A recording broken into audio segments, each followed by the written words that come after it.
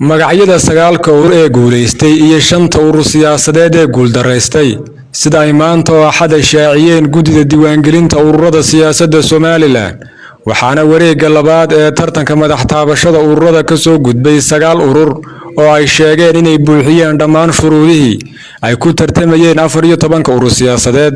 ururada guuleystay waxaa ka mid ah urur siyaasadeedka Waaberi oo gudoomiye ka yahay Cabdirasaaq Cataash. 2 urur siyaasadeedka Shacab oo loo soo gaabiyay SBB oo gudoomiye ka yahay Saleebaan Ciise Xagle Toosiye. 3 urur siyaasadeedka Horseed oo gudoomiye ka yahay Cabdilaahi Darawal. 4 urur siyaasadeedka Rajo oo gudoomiye ka yahay Cabdilaahi Dahab. 5 urur siyaasadeedka Kaah oo hogaamiyo Maxamuud Xaashi Cabdi.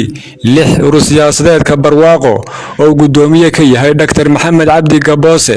7 urur siyaasadeedka Ogaal oo gudoomiye ka tahay Roode Cabdi Muuse. urur siyaasadeedka Hilaac oo gudoomiye ka yahay Professor Axmed Ismaaciil Samatar.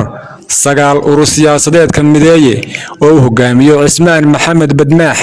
9 urur ayaa buuxiyay shuruudihii ay guddida diiwaangelinta ururada siyaasaddu ay u dhigeen 14 urur siyaasadeed oo urur kastaaba uu tartan u galay sidii ugu soo bixi lahaa. 5 urur siyaasadeed ee dhacay ama guuldaraystay waxaa ka mid ah 1 urur siyaasadeedka Iftiin oo gudoomiye ka ahaa Cabdiqaadir Obsiye.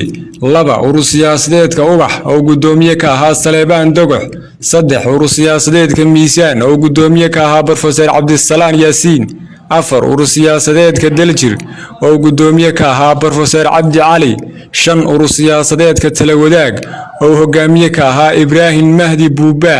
9 urur siyaasadeed ee soo baxay ayaa wax badan ka bedelaya siyaasadda Somaliland oo waxay la imaanayaan olole siyaasadeed iyo diyaar garow doorashooyinka asxaabta oo la filayo inay dhacdo horaanta sanadka 2023. Fadxi Sadiiq, Caroog TV, Hargeysa.